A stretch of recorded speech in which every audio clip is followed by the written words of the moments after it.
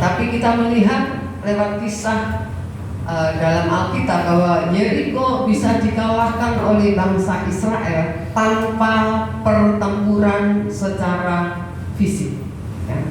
Tanpa pertempuran secara fisik. Kita tahu Yeriko runtuh hanya karena bangsa Israel taat terhadap perintah Tuhan, ya. Dan mereka harus mengelilingi kota itu setiap hari 1 kali. Sampai hari yang ke-6 mereka harus keliling 7 kali dan bersorak, ya.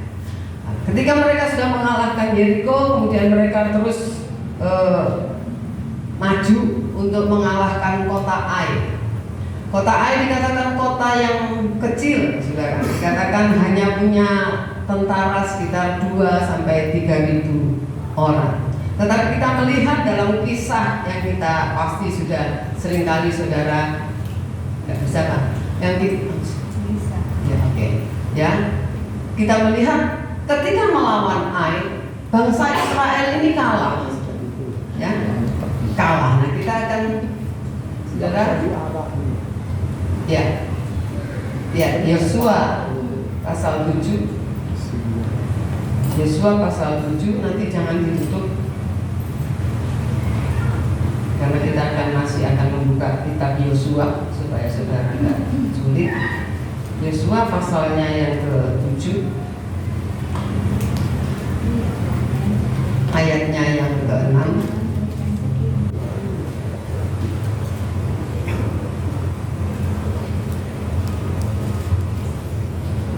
Ayat 6, ayat 10 dan ayatnya yang ke-11. Ya, saya akan baca ayat 6, saudara baca ayat 10 dan 11, ya. Saya harap semua ikut baca, jangan cuma diem aja, saudara, ya.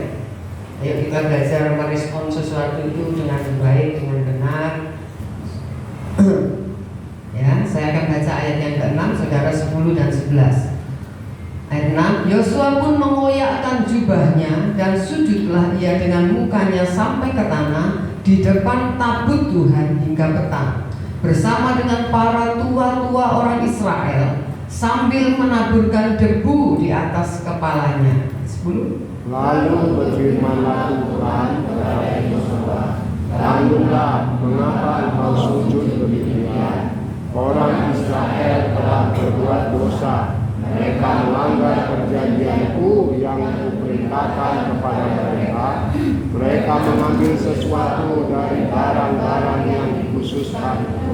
Mereka mencurinya, mereka menyembunyikannya, dan mereka menaruhnya di antara barang-barangnya." Jadi mengapa bangsa Israel kalah, saudara? Kalau ketika melawan Yeriko, mereka menang tanpa peperangan fisik. Karena mereka taat kepada apa yang Tuhan perintahkan. Tuhan katakan keliling, diam dulu.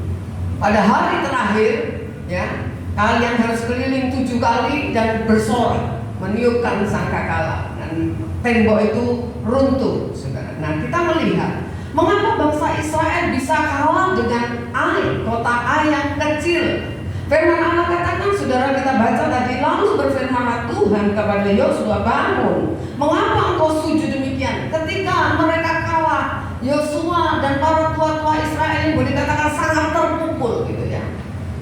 Sampai mereka, kalau saudara baca, kalau gini caranya, nanti gimana ini? Orang-orang akan bangsa-bangsa yang kami masih akan kalahkan itu akan membuat kami meremehkan kami, ya.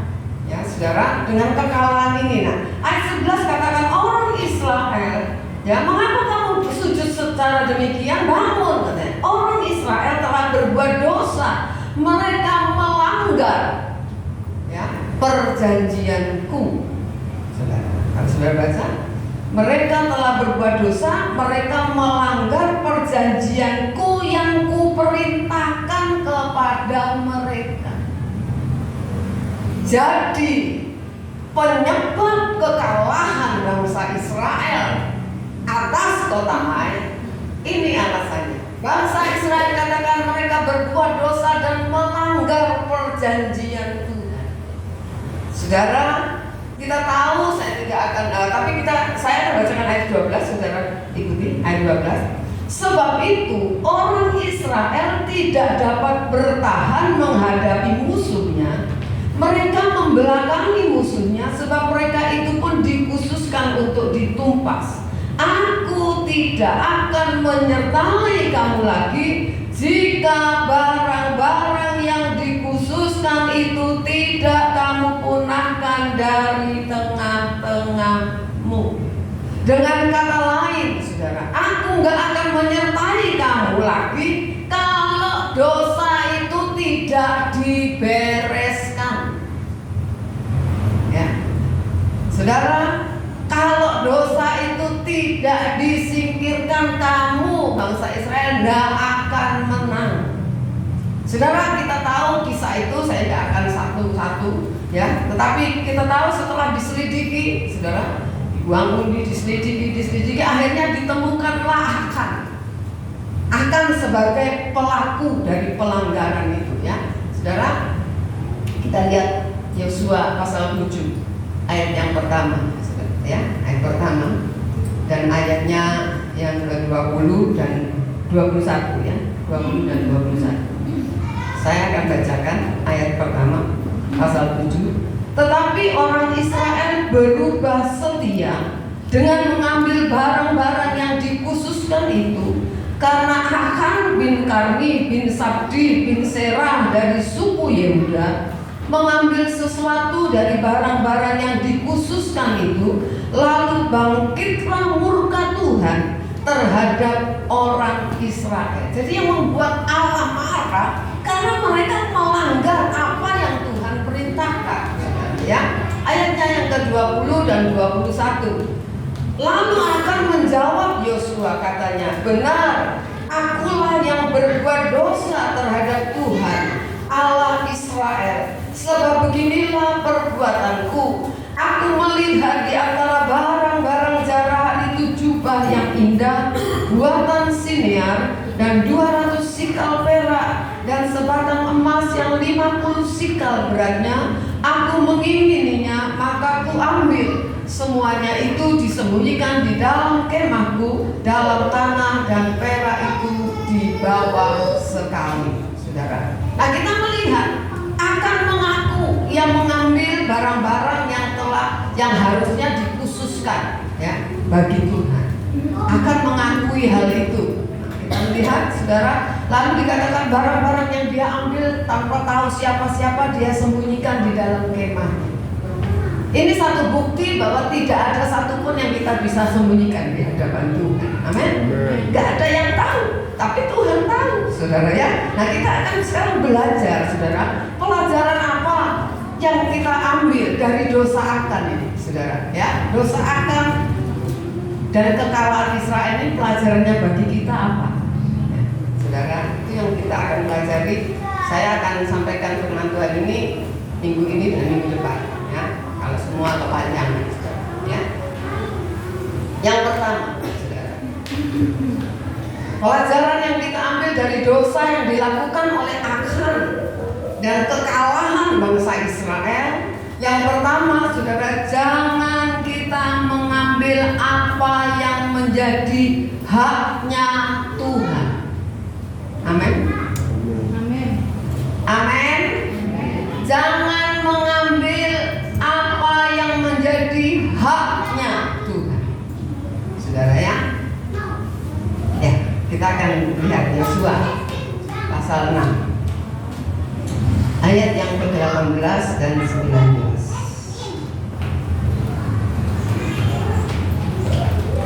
Saya baca saja, ya, saudara ikutin, ya. Ayat 18 dan 19. Tetapi kamu ini jagalah dirimu terhadap barang-barang yang dikhususkan untuk dimusnahkan, supaya jangan kamu mengambil sesuatu dari barang-barang yang dikhususkan itu setelah mengkhususkannya, dan dengan demikian membawa kemusnahan atas perkemahan orang Israel dan mencelakakannya. Ayat 19. Segala emas dan perak serta barang-barang tembaga dan besi adalah kudus bagi Tuhan, semuanya itu akan dimasukkan ke dalam perbendaharaan Tuhan. Nah, kita melihat emas, perak itu yang diambil sama si Akan, yang harusnya dimasukkan, dibawa kepada perbendaharaan Tuhan. Ya, jadi kita melihat hal ini akan mengambil barang-barang yang seharusnya tidak boleh diambil, barang-barang yang harusnya menjadi haknya Tuhan. Jadi kita belajar yang pertama, jangan kita mengambil haknya Tuhan, saudara. Kita harus belajar itu, ya. Jangan mengambil apa yang menjadi haknya Tuhan. Nah, saya akan kupas beberapa contoh hak Tuhan yang tidak boleh kita ambil, ya, saudara yang ya banyak lah, tapi saya hanya mengambil 4 contoh saja, banyak, saudara ya. Yang pertama, pembalasan adalah hak Tuhan yang tidak boleh diambil. Ya, pembalasan adalah hak Tuhan yang tidak boleh saudara ambil. Roma 12 ayat 19. Roma pasal 12 ayat 19. Nah, kita baca sama-sama. Roma 12 ayat yang ke-19.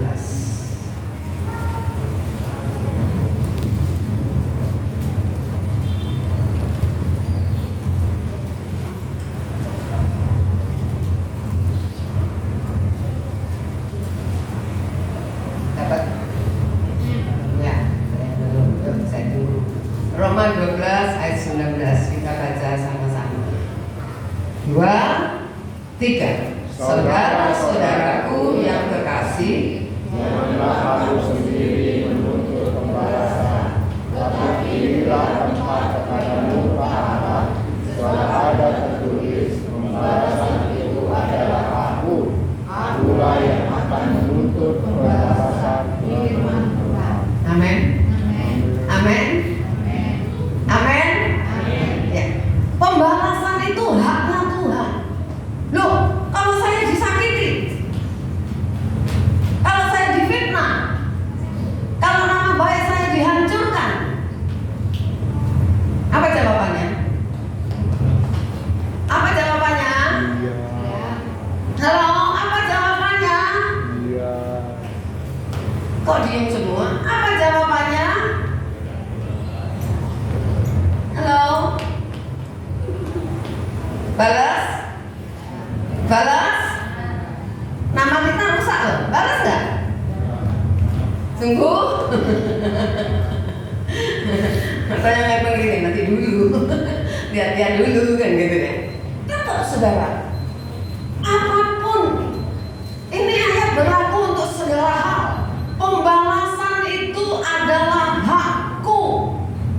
Itu Tuhan yang bilang, bukan saya yang bilang, saudara. Berilah tempat katanya kepada murka Allah, sebab pembalasan itu hakku, bukan hakmu. Kalau kita bilang, tapi aku yang disakiti, aku yang difitnah, aku yang nama baikku yang dihancurkan, kan bukan Tuhan gitu. Ya tetap Tuhan bilang pembalasan itu hak. Coba kita melihatnya. Keluaran pasal 3 sebagai contoh, saudara. Keluaran pasal 3.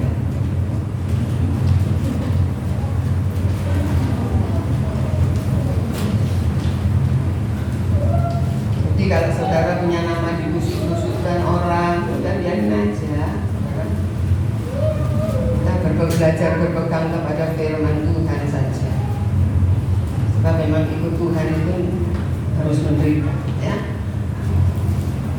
Keluaran 3 ayat 19 dan 20. Keluaran pasal 3 ayat 19 dan 20. Dapat? Ayo baca. 2, 3. Tetapi bahwa raja Mesir tidak akan membiarkan kamu pergi kecuali dipaksa oleh tangan yang kuat. Tapi aku akan mengacungkan tanganku dan memukul Mesir dengan segala perbuatan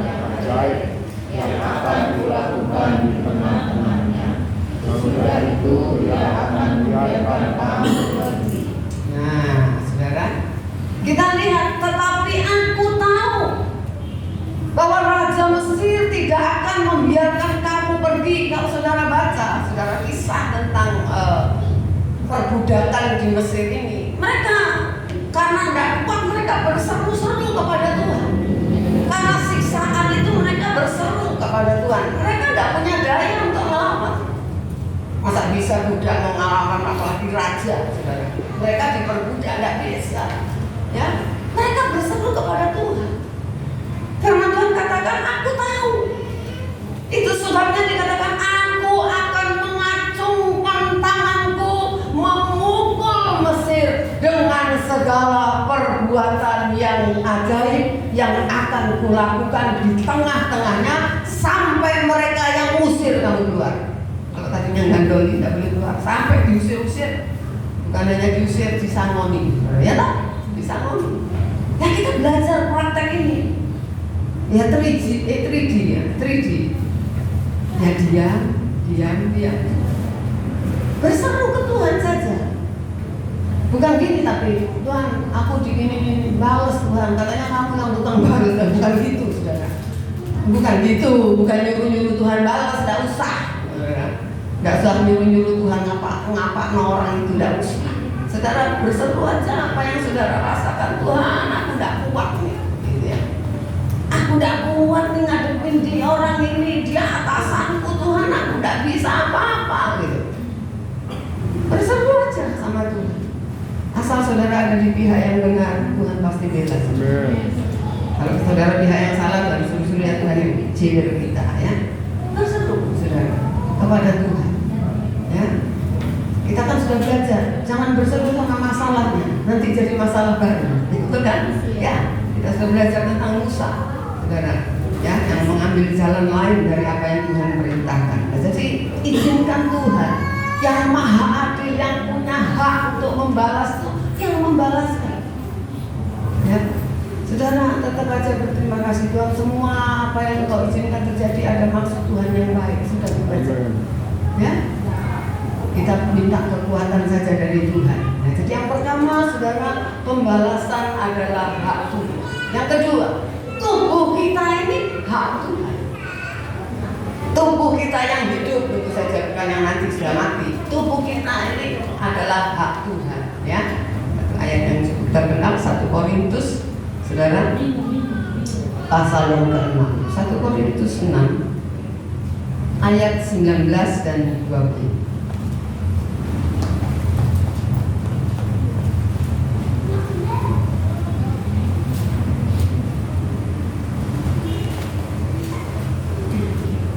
Korintus 6 ayat 19 dan 20. Yuk baca. Dapat 2, 3. Atau tidak tahukah kamu bahwa tubuhmu adalah bait Roh Kudus yang diam di dalam kamu, Roh Kudus yang kamu peroleh semula, dan kamu sendiri sebab karena itu muliakanlah Allah dengan tubuhmu. Nah, dikatakan tubuhmu bukan milikmu sendiri, sudah dibeli dengan harga yang lunas dibayar. Karena itu dikatakan muliakan Allah dengan tubuhmu. Saudara, kita tidak boleh lagi berkata tubuh kan tubuh gua gitu. Tubuhku sendiri. Kalau misalnya mesti jaga ya, jangan memasukkan sesuatu ke dalam tubuh kita yang bisa merusak tubuh kita ya. Apa saja kan, makanan, rokok, apalagi banyak minuman ya, banyak. Katanya Tuhan bilang gini, tubuhmu itu baik Roh Kudus, kamu mesti jaga. Jadi kita menjaga kesehatan juga untuk Tuhan gitu. Supaya kita panjang umur, supaya kita sehat. Kalau sehat itu saudara kan bisa ke gereja, ya kan? Kalau sehat saudara bisa bekerja.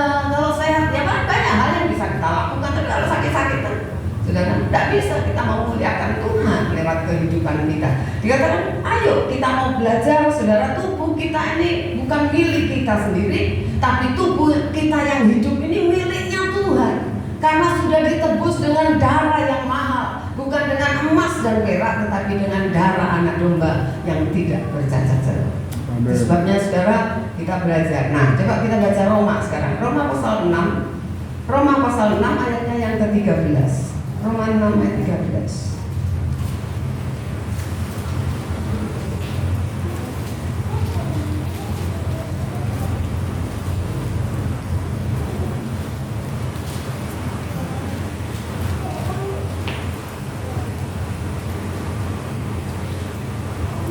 Roma 6 ayat 13.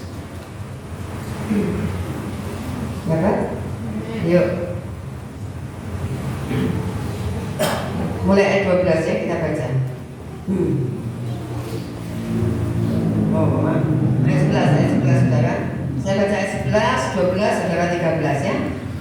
Ayat 11. Demikianlah hendaknya kamu memandangnya, bahwa kamu telah mati bagi dosa, tetapi kamu hidup bagi Allah dalam Kristus Yesus. Sebab itu hendaklah dosa jangan berkuasa lagi di dalam tubuhmu yang fana, supaya kamu jangan lagi menuruti keinginannya. Ayat 13. Dan janganlah kamu menyerahkan tubuhmu pada dosa untuk dipakai sebagai senjata kezaliman, tetapi serahkanlah dirimu kepada Allah sebagai orang-orang yang dahulu mati, tetapi yang sekarang hidup. Dan serahkanlah anggota-anggota tubuhmu kepada Allah untuk menjadi senjata-senjata kebenaran. Saudara, jangan serahkan pada dosa lagi.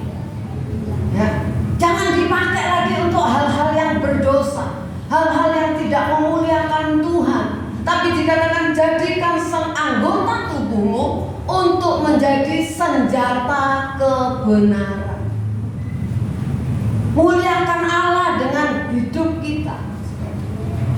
Kita tentu saja belajar memuliakan Allah dengan hidup, baik perkataan kita, baik sikap kita, baik tindakan kita, ya, apapun yang kita lakukan. Kalau saudara terbiasa ngomong yang nyelekit, ya coba jangan nyelekit, ya kan? Kalau saudara biasa bertindak semau gue, ya, kita belajar. Ya, bahwa kita ini harus memuliakan Tuhan lewat kehidupan kita, saudara. Jadi ayo kita belajar, meskipun saya katakan tidak semudah membalik tangan kalau itu sudah jadi kebiasaan. Apalagi di makin dalam lagi sudah jadi karakter, sudah jadi sifat, saudara. Nah, kita belajar keren, saudara. Jadi kita belajar bahwa ya, tidak boleh lagi pokoknya pakai prinsip ini kan hidupku, masuk neraka gua. Emang ilmu gua kan yang masuk neraka? Terserah kan gua mau ngomong apa? Terserah kan gua. Saudara. Ya. Saudara, bukan begitu. Kita itu hidup mengikut Tuhan, saudara, supaya kita ini berubah. Amin. Tidak sama dengan dunia lagi, tapi kita berubah, cara hidup kita, gaya hidup kita berubah, supaya kita benar-benar mempermuliakan Tuhan lewat segala hal yang kita kerjakan di dalam kehidupan kita. Jadi jangan serahkan, ya.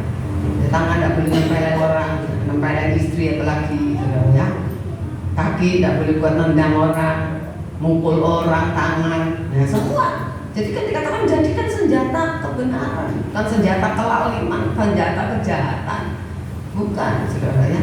Tapi senjata kebenaran. Kita pakai semuanya untuk menolong orang, memberi, itu kan senjata kebenaran, ya. Berbuat hal-hal yang baik, saudara, ya. Pakai itu semua untuk kemuliaan Tuhan, ya. Jadi kita tahu hak Tuhan yang pertama pembalasan, yang kedua adalah tubuh kita. Sekarang yang ketiga yang menjadi milik Tuhan, segala yang ada pada kita. Semua yang kita miliki itu haknya Tuhan, ya, semua. Meskipun kita yang bekerja, tetapi kita harus tetap sadar sebagai orang-orang yang percaya kepada Tuhan, bahwa apapun yang kita terima itu pemberian Tuhan, itu berkat Tuhan, ya, saudara. Ini yang kita harus tanamkan di dalam hidup kita. 1 Korintus 10 ayatnya yang ke-26. 1 Korintus 10 ayat 26.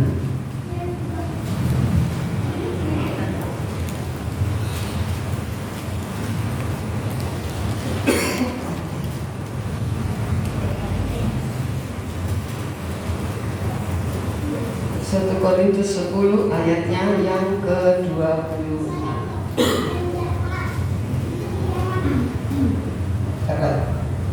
Ayo, 2, 3. Karena bumi serta segala isinya adalah milik Tuhan. amin. Segala isinya termasuk yang ada pada saudara enggak? Termasuk kan? Termasuk yang kita miliki kan? Segala sesuatu dikatakan di bumi serta segala isinya. Kita kan tinggal di bumi. Segala isinya itu miliknya Tuhan, saudara. Jadi kita harus sadar itu, saudara ya, bahwa kita ini itu semua haknya Tuhan. Jadi kita ini apa? Kita ini apa? Pengelola. Pengelola. Tuhan pemilik, kita cuma pengelola. Kita dipercaya. Maka jadilah orang yang bisa dipercaya oleh Tuhan. Amin. Supaya apa? Kalau saudara bisa dipercaya, Tuhan akan tambahkan. Kalau sedikit aja tidak bisa dipercaya, Tuhan tidak akan tambahkan. Itu alasan pertama. Tapi juga ada orang kalau ditambahkan tidak kuat. Kata istilah orang dunia, tidak kuat sugih. Ada orang tidak kuat sugih ya? Ada nggak? Ada. Ketika kaya berubah jadi sombong, jadi semenang-menang sama orang, semaunya sendiri ya berubah. Saudara. Nah itu tidak kuat sugih, ya namanya saudara ya. Jadi Tuhan itu sayang sama kita, supaya kita tidak binasa. Makanya ya oh kamu porsinya sekian, ya udah sekian aja, nggak usah banyak-banyak, saudara ya. Nggak usah banyak-banyak, karena kalau banyak nanti lupa diri. Gitu. Sekarang kita baca 1 Korintus 7, ya ayatnya yang ke-31 sampai ayatnya yang ke-32 bagian A. 1 Korintus 7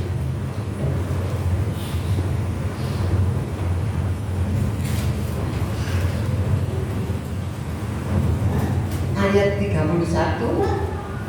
dan 32 bagian A, jadi sampai titik itu aja. Ya, sudah? Sudah? Dapat? Yuk, 2, 3.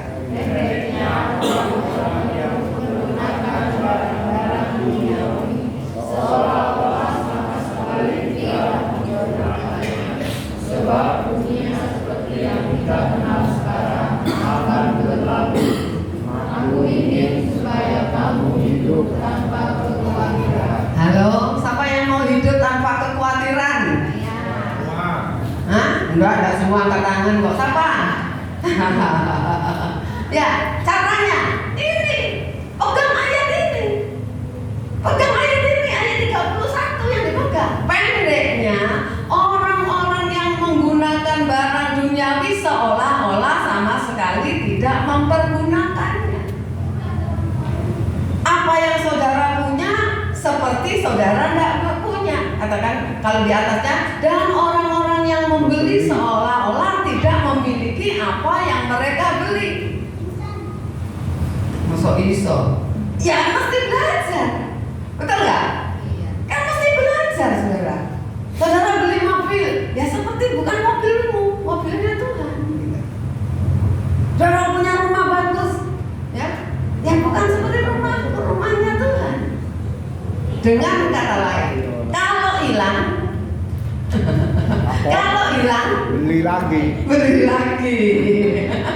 Itu yang benar, ya toh? Tidak usah stres, beli lagi Tuhan hilang. Kasih mobil lagi Tuhan, gitu. Kalau boleh yang lebih bagus dari yang hilang, nah enak, saudara. Hidup dikatakan, loh, aku ingin katanya Paulus supaya kamu hidup tanpa kekhawatiran. Amin. Enak kan? Hidup tanpa khawatir enak gak? Enak. Oh enak. Hah? Enak banget ya toh? Enak banget, saudara. Makanya apa yang saudara khawatirkan? Hidup tanpa kekhawatiran. Kita punya Tuhan. Gitu loh. Bagaimana sekolah anak-anak besok ya? Aduh sekarang aja kembang kempis. Lah itu kan karena kamu hidup dalam kekhawatiran. Ya. Karena kamu tidak percaya Tuhanmu. Halo? Betul nggak? Iya. Karena kita tidak percaya sama Tuhan berarti. Percaya sama dirimu sendiri. Aku sudah gini. Kok saya gak cukup ya? Loh, berarti saudara mengandalkan kekuatanmu. Tidak mengandalkan katanya Tuhan, ya udah. Silakan teruskan aja. Kamu tidak pernah berharap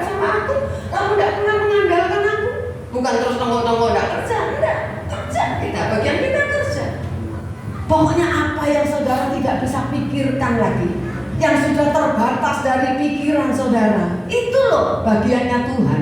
Amin enggak? Itu loh saudara harus serahkan. Tuhan, aku segini kok saya tidak cukup. Tuhan, aku percaya Tuhan memberkati saya mencukupkan dengan cara Tuhan. Aku tidak tahu, tidak usah ngajari Tuhan. Tuhan, kalau ini untuk kurang aku cukup, ngajari Tuhan kok pinter men. Ya toh? Tuhan, kalau ini tidak usah ngajari Tuhan. Tuhan itu jauh lebih pinter dari kita. Kita ini kadang-kadang sok pinter ngajari Tuhan. Ya. Kalau ini begini Tuhan cukup Tuhan. Terus kalau itu nyai, kalau kayak itu itu masih kurang nanti, betul nggak? Halo, kebutuhan orang itu terus tambah. Apalagi kalau harga tambah naik, ya kan? Iya, harga semua tambah naik, kebutuhan pasti bertambah.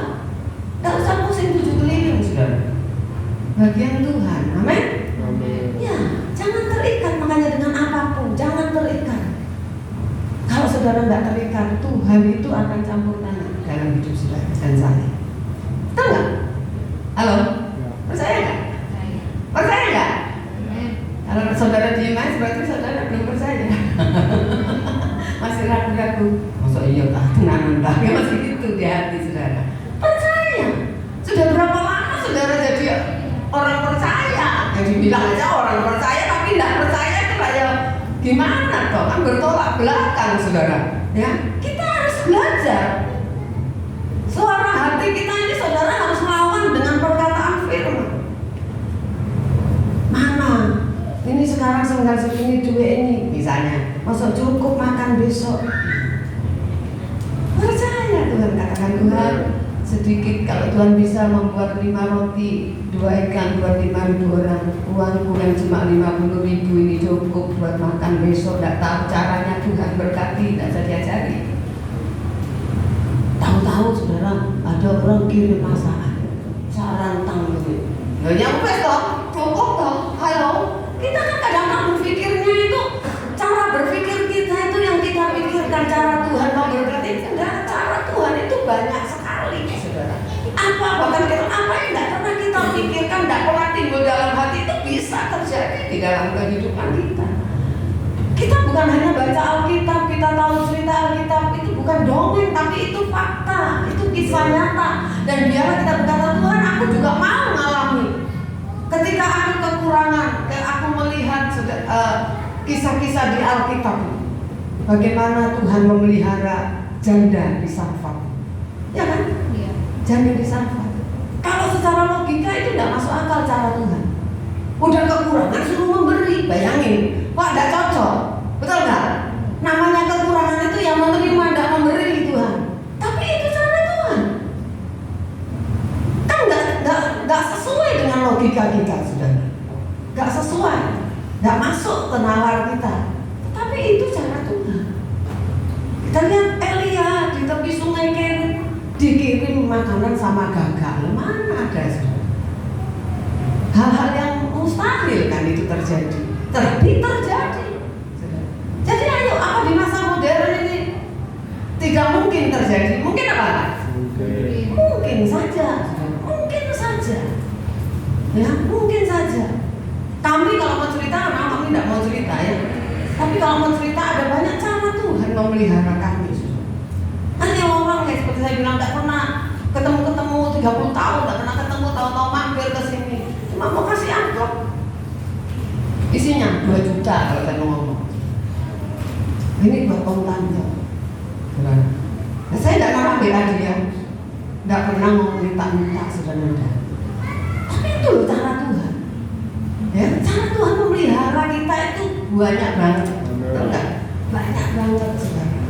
Banyak hal Tuhan bisa buat, bisa Tuhan gerakkan orang yang saudara tidak pernah pikirkan. Tuhan bisa gerakkan. Jadi jangan khawatir, makanya percaya saja. Memang kalau mau percaya itu seperti orang bodoh ya. Betul nggak? Seperti orang bodoh gitu loh. Ya pokoknya percaya, makanya Tuhan bilang sepenuh hati, percaya itu sepenuh hati, saudara. Segenap hati, segenap akal kita. Percaya. Ya. Bukan kalau lihat fakta nanti mulai goyah, itu namanya belum sepenuh hati. Ya kan? Kita seringkali yang kita lihat fakta kan.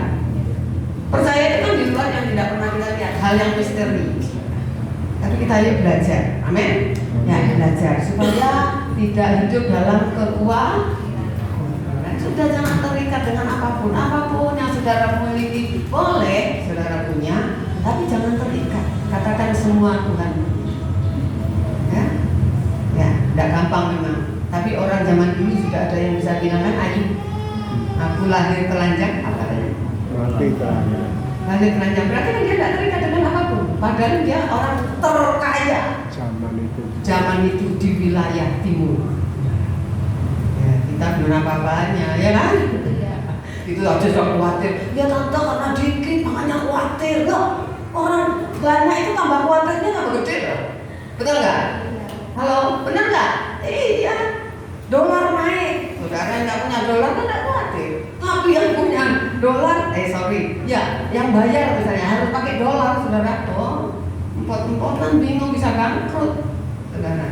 Iya kan, saudara. Kalau turun, nah yang lalu banyak dolar, kita $1 aja nggak punya, kok mau mikir mau turun, mau naik, harus bunuh, saudara ya kan? Ya, saudara, jadi kita belajar aja, amin. Ya, ayo jangan terikat apapun yang saudara miliki supaya tidak hidup dalam kekhawatiran, ya, amin. Ya. Sekarang yang keempat, saudara.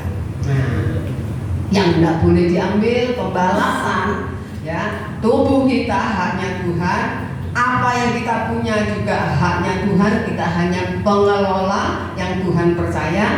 Yang terakhir, kemuliaan adalah haknya Tuhan. Ya, Roma 11. Ya, Roma 11 ayat 36.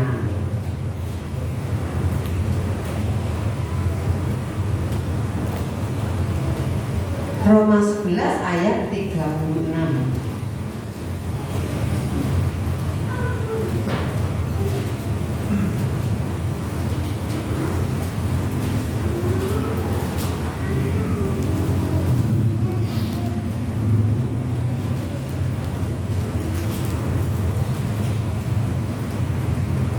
Ya, yuk baca 2, 3. Sebab segala sesuatu adalah dari Dia dan oleh Dia dan kepada Dia. Bagi Dialah kemuliaan sampai selama-lamanya. Amin. Segala sesuatu dari Dia, dari Tuhan, oleh Dia, karena Tuhan, dan kemudian kepada Tuhan, harus dipersembahkan juga kepada Tuhan segala sesuatu. Ya. Jadi kita jangan suka sendiri istilah berkata kalau orang berdoa, Tuhan jangan sampai kami mencuri kemuliaan, gitu kan ya? Sering dengar? Nah ya saudara, jangan kita mencuri. Kalau saudara sukses, kalau saudara berhasil, jangan tepuk dada karena aku. Ya, kalau saudara bisa mimpin pujian dengan bagus, jangan tepuk dada, aku hebat. Tidak ada yang hebat. Ya, segala kemuliaan hanya bagi Tuhan. Jangan sombong kalau saudara diberkati secara materi, jangan merendahkan orang lain. Ya, apalagi merendahkan Tuhan, merasa tidak butuh Tuhan. Saudara. Karena saudara mungkin merasa tanpa Tuhan aku bisa kok, enak kok hidupku, berhasil kok aku. Ya, kita belajar saudara, ya, belajar. Semua karena Tuhan, semua dari Tuhan, semua harus kepada Tuhan, dikembalikan kepada Tuhan. Jangan pakai apa yang Tuhan percayakan pada saudara untuk hal-hal yang salah, untuk hal-hal yang berdosa. Saudara punya HP, bagus. HP itu ada yang mahal banget ya. Saya belum pernah lihat sih. Ya nggak tahu paling mahal berapa puluh juta. Saya dengar kesaksiannya Mongol ya. Satu kali dia diundang datang atau ketemu dengan seorang yang terkaya di Indonesia, 10 besar. Pokoknya hartanya triliun. Katanya dia, ketika saya bertamu, saya keluarkan HP saya, harganya 30 juta HP-nya dia. 30 juta. Tapi bos yang triliunan itu hartanya, saudara, Dia keluarkan HP yang harganya sekitar 700.000. Sampai mongol malu dia langsung masukkan di sininya, dia tutup. Tapi kan sempat kelihatan saudara. Terus yang bos itu tanya, kamu beli HP semahal 30 juta itu buat apa? Ya, buat WA sama M-Banking. Kok? Terus ganti mongol tanya sama bosnya, kok Bapak HP-nya murah banget, jadul gitu ya, boleh bilang gitu. Oh iya, kalau kamu butuh uang, kamu masih bingung transfer M-Banking, kamu masih pergi bank, ngantri saya. Orang bank yang datang ke sini. Ya, kalau saya butuh ambil uang katanya. Nah, sebenarnya jadi kita melihat orang kadang-kadang ya yang membuat kita kurang itu gaya hidup. Betul nggak? Gaya hidup itu kan kurang aja, ikuti trennya toh. Ya, saudara. Jadi kita ya belajar ya. Belajar saudara supaya kita ini jangan sombong. Ya, jangan sombong. Ya, berapa sih harta kita? Satu T aja belum mau sombong, ya kan gitu tak? Ya, dibanding Tuhan apalagi, ya, nggak ada apa-apanya, jangan sombong, ya, saudara. Saya ingat saya ingat ayat ini. Ayo, Amsal 16 ayat 18. Amsal 16 18.